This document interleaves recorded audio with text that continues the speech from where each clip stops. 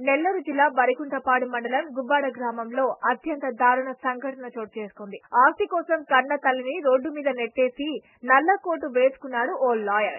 సందిరెడ్డి నాగమ్మను పెద్ద కొడుకు రామారావు ఆస్తి కోసం ఇంటికి తాళం వేసి మెడపట్టి రోడ్డు మీదకు నెట్టేసిన వైరం వెలుగులోకి వచ్చింది.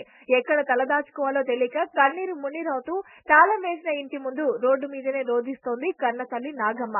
తన కొడుకు చేసిన ఇలాంటి సంఘటన మరెవరికి రాకూడదంటూ తల్లి నాగమ్మ రోధిస్తోంది.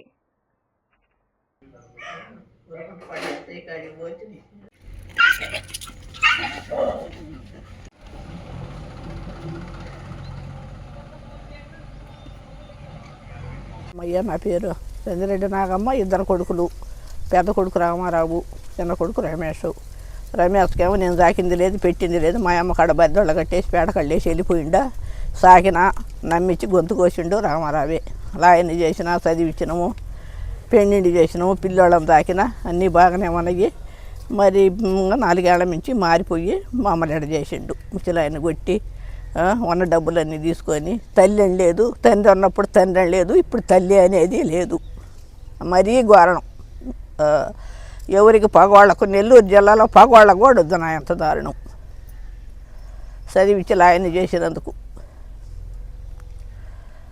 ఇప్పుడు ఉండటానికి ఇల్లు లేదు, బయటికి రావడానికి స్థలము లేదు, దారి లేదు. వర్షం అయితే అసలు వచ్చేదానికే లేదు, బాగా లేకున్నా బయటకు వచ్చేదానికి లేదు.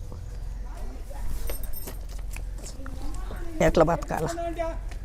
అయ్యా నా పేరు సందిరెడ్డి నాగమ్మ. ఇద్దరు కొడుకులు, పెద్ద కొడుకు రామారావు, చిన్న కొడుకు రమేష్. రమేష్కేమో నేను సాకింది లేదు, పెట్టింది లేదు. మా అమ్మ కాడ బద్దోళ్ళ కట్టేసి పేడకళ్ళేసి వెళ్ళిపోయిండా. సాకిన నమ్మించి గొంతు కోసిండు రామారావే. లాయన్ని చేసినా, చదివించినాము, పెళ్ళిండి చేసినాము, పిల్లోళ్ళం తాకిన అన్నీ బాగానే ఉన్నాయి.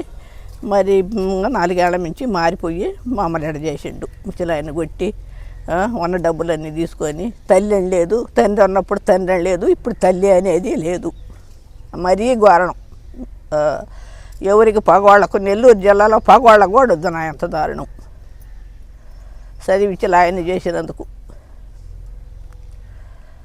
ఇప్పుడు ఉండటానికి ఇల్లు లేదు, బయటికి రావడానికి స్థలము లేదు, దారి లేదు. వర్షం అయితే అసలు వచ్చేదానికే లేదు, బాగా లేకున్నా బయటకు వచ్చేదానికి లేదు. ఎట్లా బతకాల?